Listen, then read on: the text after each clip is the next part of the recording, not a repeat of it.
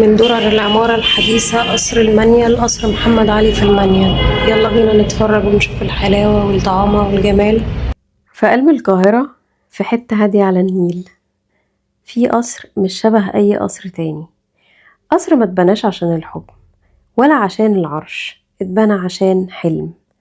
قصر الأمير محمد علي في المنيل مش مجرد أثر، ده حكاية واحد قرر يعيش جوه فكرته. صاحب القصر ده هو محمد علي توفيق، واحد من أفراد الأسرة العلوية، بس كان مختلف شوية. كان مثقف وبيحب الفن والعمارة والتاريخ، وكان عنده شغف كبير قوي بالتراث الإسلامي. القصر ده ما كانش مقر حكم ولا قصر رسمي، ده كان بيته ومشروعه الشخصي. اتبنى القصر ده في أوائل القرن العشرين، في وقت كانت فيه مصر واقفة بين زمنين، تحديث وأوروبا، لكن في نفس الوقت كان في حنين كبير للهوية والعمارة الإسلامية. فقرر الأمير يعمل قصر يجمع فيه كل اللي بيحبه في مكان واحد. أول ما تدخل القصر هتحس إنك سافرت. القصر معمول على أكتر من طراز، مملوكي على عثماني، أندلسي على مغربي على فارسي. كل قاعة هنا ليها روح، وكل ممر وراه فكرة. مفيش هنا ولا تفصيلة جاية صدفة، من المشربيات للأقواس للزخارف الهندسية وكمان الزخارف النباتية. أما بقى جوه القصر هتلاقي تحف نادرة، سجاد، مخطوطات، أسلحة، أثاث، كل قطعة منهم ليها قصة. القصر ده مش عرض متحف، ده ذوق شخص متجسد. الأمير محمد علي توفيق كان ولي عهد في فترات مهمة، لكن الغريب إن القصر ده ما كانش مركز سياسة. كان واضح إن الراجل ده مهتم أكتر بالفكر مش بالكرسي.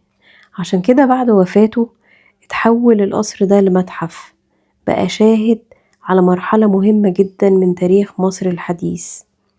قصر محمد علي في المنيل مش بس حيطان وزخرفة، ده محاولة إنسان إنه يحافظ على الهوية بتاعته في وسط عالم كبير بيتغير. يمكن عشان كده وانت ماشي جوه القصر هتحس إن المكان لسه عايش. القصر موجود فيه 3 قاعات رئيسية، القاعة الأولى اللي احنا بنشوفها من الصبح دي، والقاعة التانية اللي احنا فيها دلوقتي، والقاعة التالتة هتبقى في آخر الفيديو. قاعة خاصة بالمعيشة، وقاعة خاصة بالاستقبال، والقاعة التانية الأخيرة اللي هي سراي العرش. لو قررت تروح تزور أي قصر في أي حتة في العالم اتبنى بعد القرن ال17، ففي طرازين مهمين جدا لازم نكون عارفينهم. أول واحد هو اسمه الباروك اللي ظهر في أوروبا في القرن ال17. الباروك ده بقى كان بيعتمد على العظمة، الفخامة، هتلاقي دهب كتير، تفاصيل كتير، ألوان كتير قوي، بيعتمد على الدراما، بيحطوا تفاصيل كتيرة، خطوط كتيرة، في حركة كتير قوي في المكان. وده كل ما تخش بتحس بالعظمة الزيادة عن اللزوم، يعني تحس كده ان انت دخلت في حقبة زمنية كانت تمتاز بالعظمة والفخامة في كل حاجة. عشان كده ركزوا الحاجات دي او الستايل ده بالذات في القصور الكبيرة جدا والكنائس الكبيرة والضخمة اللي موجودة في أوروبا. كمان في الوقت ده الكنيسة الكاثوليكية كانت مسيطرة جدا في أوروبا، وكانت دايما بتحاول تقول للناس بكل الطرق إن احنا مسيطرين. فكانت بتعمل رسومات كتيرة حتى اللي بتتكلم منها على قصص دينية مختلفة، بيبقى فيها حركة وبيبقى فيها نوع من الانتراكشن، يعني تحس إن انت بتتفاعل مع الصورة اللي قدامك، لأن المشاعر اللي كانت بتصدرها لك مشاعر عنيفة جدا. يعني في حركة شديدة، في دايما أكشن بيحصل، فانت بتتفاعل معاه من غير ما تحس. أما بقى الطراز التاني اللي كان عكس ده تماما كان اسمه الروكوكو. الروكوكو ده ظهر برضو في أوروبا بس في مرحلة بعد القرن ال17، يعني من نص تقريبا ال18، وده كان أهدى جدا. هتلاقي الريتم بينزل بيك وكل حاجة بتهدى، الألوان بتهدى، الحركة بتهدى، التفاصيل بتهدى، الخطوط بتبقى أقل، ما عندناش أكشن كتير، ما بنتكلمش في مواضيع دينية، بعدنا تماما عن السياسة والدين وبقينا بنتكلم في الرومانسية. جناين، ورد، ألوان روز، ألوان فاتحة، حتى لبس الستات والميك اب بتاعهم كان لطيف وخفيف. وكأن الناس ابتدت تقول احنا تعبنا من الفخامة زيادة وعايزين شوية هدوء، عايزين واحنا قاعدين ما نحسش ان احنا عمالين نجري بعينينا ورا كل تفصيلة والتانية ومش قادرين نخلصها، ومش قادرين نقفل عينينا من كتر الفخامة ومن كتر ان احنا خايفين أي حاجة تروح مننا. ويمكن الطرازين دول مهمين جدا إنك تحاول تقرأ أو تفهم أي قصر بتشوفه، مش في مصر لأ، كمان بالذات في أوروبا. لكن لو حبيت تقارن بين الاتنين ستايل المختلفين دول في القصر هنا مثلا، كل ما تخش الحتت اللي فيها مثلا سراي العرش أو الاستقبال هتلاقي تفاصيل كتيرة جدا متعوب فعلا فيها. يعني حتى الجامع اللي موجود هتلاقي السيراميك كله معمول في اسطنبول وجاي من هناك، حاجات تفاصيل كتيرة معمولة من مية الدهب. هتلاقي الفخامة بتظهر أكتر بكتير في الحاجات اللي في ناس هتيجي من برا تشوفها.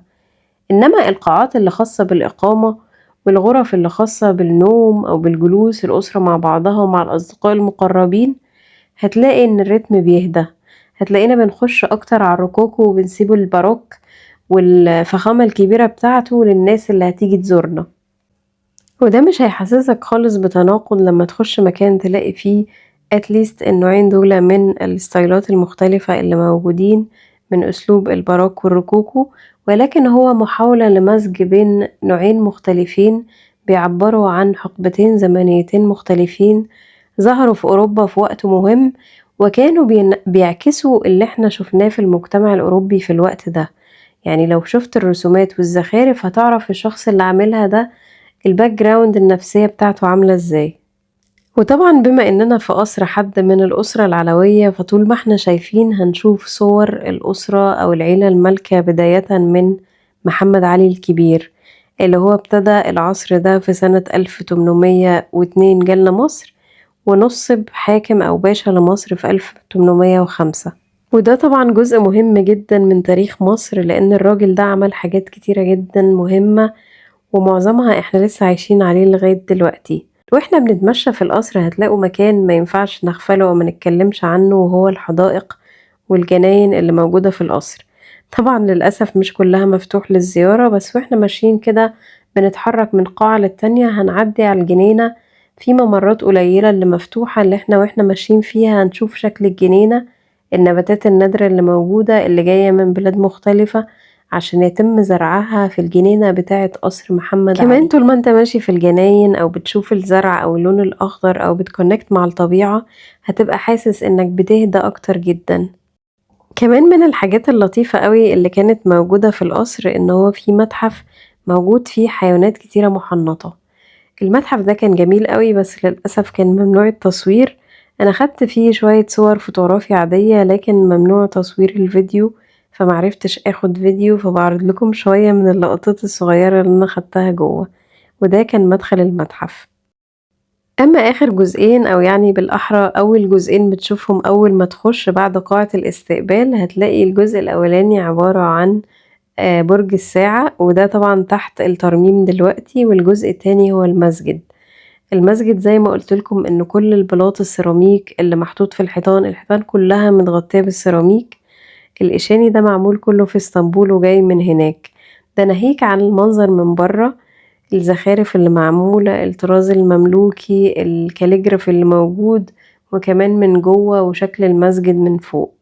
وده شكله من بعيد زي ما قلت لكم مكتوب فيه كلام كتير على الواجهة بتاعته غير النص التأسيسي طبعا، وهو جزء من العمارة بتاعته معمول على الطراز المملوكي كمان. ولما نخش جوه هنلاقي المسجد شكله حلو قوي، والسقف بتاعه تحفة معمارية. يعني السقف زي ما انتوا شايفين كده عامل زي خلايا النحل، والخلايا بقى جواها تفاصيل كتيرة جدا. اتمنى الحلقة تكون عجبتكم. لو اول مرة تشوف الفيديو بتاعي وما جربتش تسمع المحتوى بتاعي ومهتم بهذا الشأن او بالحاجات دي، ما تنساش تعمل سبسكرايب. ولو تعرف حد من صحابك مهتم بهذا المحتوى اللي بيتكلم عن التاريخ والحضارة والآثار، ما تنساش تبعتله. شكرا جدا. أنا كنت معاكم كاترين، مرشدة سياحية بالعربي، وشكرا جدا ليكم.